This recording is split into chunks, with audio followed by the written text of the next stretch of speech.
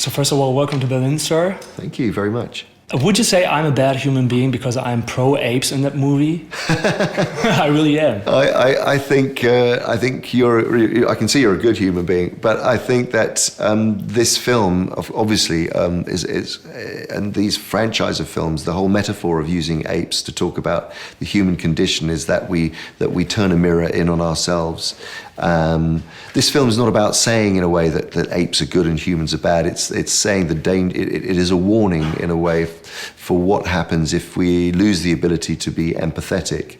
And in Caesar, it's called War for the Planet of the Apes, but it's also the war for Caesar's soul, because he, at the start of this movie, is the empathetic leader that we have known throughout his journey. But an event happens to him where he suffers such personal loss that he becomes fueled with deep hatred and goes on a journey of revenge. So he almost becomes a darker, badder person as a result. If you like, in war there are no winners.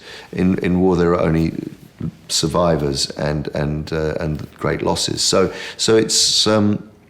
So I think it again. It's a sense of not seeing the differences between apes and humans, but respecting both species. The point of what we're doing, and I love that you see this idea of the perspective, because I wanted it to be almost like a Hitchcock film, and Hitchcock would use the film visually to put you in the shoes of a character who you are not, and in this case, a creature who you are not. And the whole point in Planet of the Apes, in this iteration for me, is to hold a mirror up to ourselves. We're going to recognize ourselves in the apes. So really the most human characters in the story are the apes. So if you're seeing that, then we're doing something right. So that makes me feel good. That's great. Would you say that a reboot of Mankind will be happening at a point, maybe one day?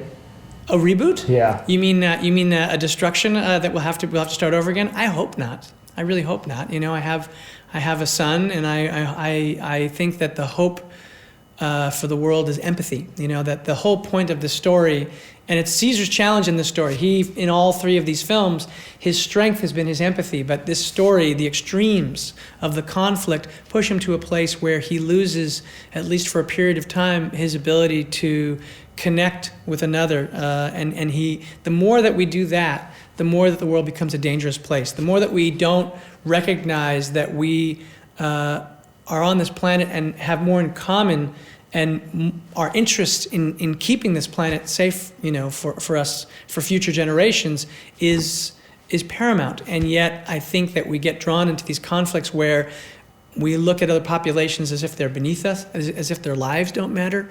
And this is one of the It's one of the flaws in our human nature, is that we have the capacity to do this, but we also have the capacity for connection and for understanding, and it's that war within us that is the war that we're trying to do in this fantasy film. Well, I think we're in a position where we have to decide how we move forward hugely, because it feels like we're on the brink of big changes politically, the way that we relate to the environment, the way that we are supremacists in a sense, as a species on the planet. So we have to very quickly realize that we're all part of one big organism. Otherwise, I think we could find ourselves in great trouble, and there may be a reboot. Hopefully not. Hopefully not. You studied apes in nature. So what would you say? How much of communication between apes do you understand? A fair amount. I studied a lot of gorillas when I was working on King Kong many years ago, both in the wild and in captivity, and chimpanzees for this movie when I started working on Rise.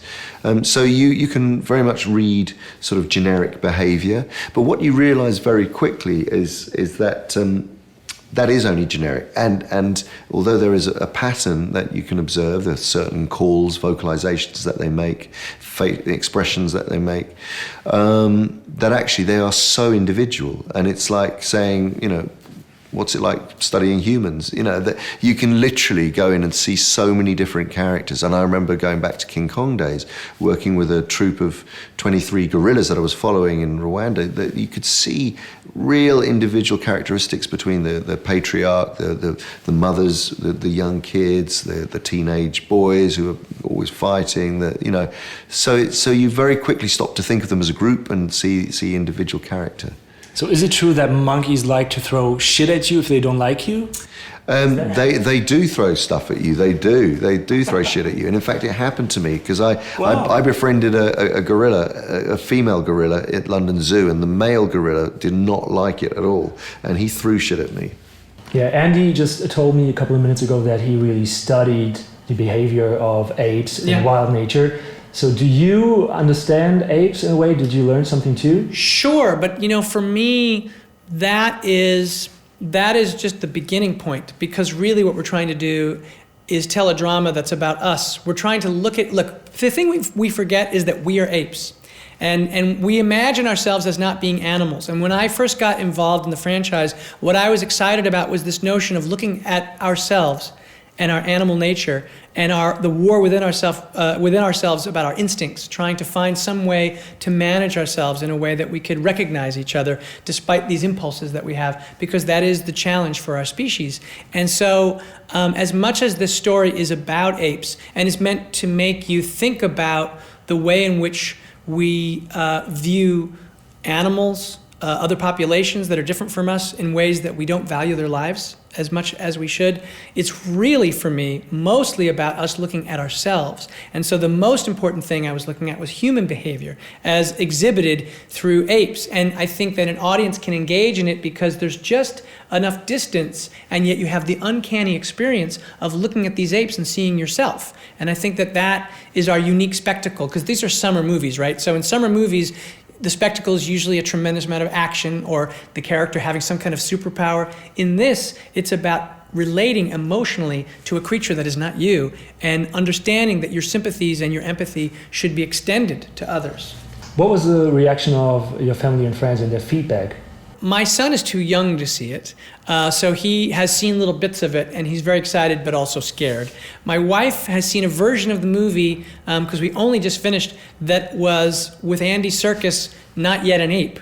And she liked the movie very much. It's interesting what you say, because what she said to me was that she was upset by the movie because she said it reminded her of the situation that we are in on this planet right now. And she was like, she just has this anxiety about the possibility that we might destroy ourselves.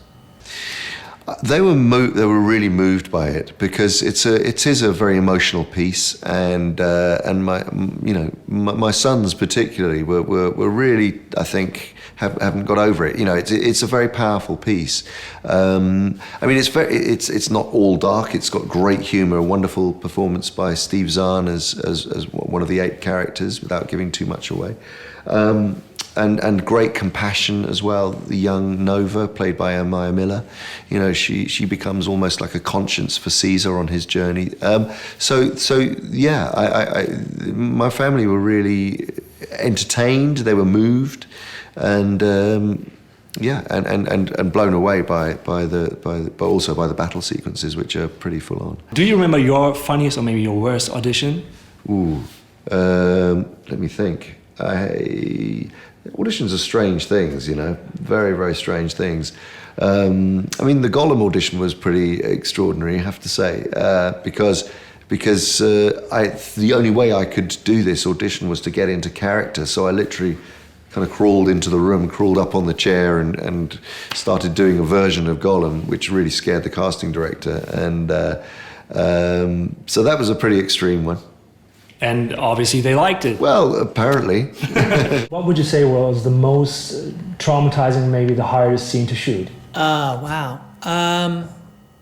Like, did you have nightmares? Well, you know, I'll tell you what was really hard is there's a scene where Caesar is on a hillside with Luca, and they've just found the human camp, and then suddenly they're ambushed by some soldiers, and it's snowing in what you see. It was snowing like that, and it was snowing so intensely. We were out there in the snow, and not too far after that, the equipment itself, literally, we had to take it down. It started to blow away. It was a very intense. The thing that we did in terms of the shooting was, in order to bring reality, I pushed us to shoot in real situations. So if we were going to shoot in the snow to make it feel real, we were going to have to go through that experience. So when it was cold, it really was cold. When it was windy, it really was windy. And it was a challenging shoot that way. Physically, I lost a lot of weight. I've since gained it back because you spend a lot of time in dark rooms trying to work on ape shots with the artists. But it was a physically wearying shoot. A lot of people probably don't get how important acting is when it comes to motion capture.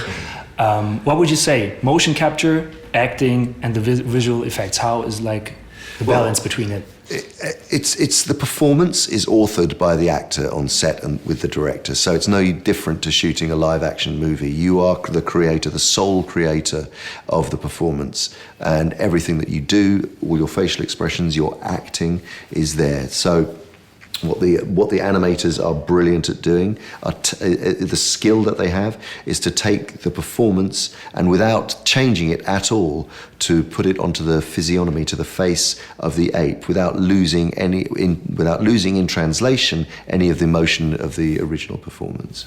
Yeah, motion capture, what I've discovered now, 5 years of doing this, is that in some ways it is easier than other visual effects in terms of the shooting when it comes to performance, because it's, a lot of times when you're doing VFX, you plan everything out in such a way that it doesn't allow for improvisation and exploration that you might have if you were doing, let's say, an independent drama and you got the actors together.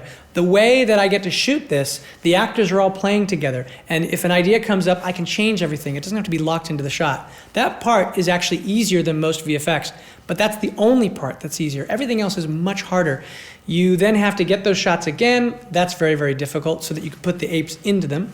And then the hardest part is that we spend a year in post working with the artists at Weta to try to draw the emotions that are on the actors' faces onto the faces of these apes, and the anatomy is different. So we get into this interpretive thing I start asking the animators, I'll say, well, from a director's standpoint, what I'm seeing, for example, on Andy Serkis' face is that he's angry, but he's also sad. And Caesar right now, in the animation you proposed, is just angry. How do we get that sadness?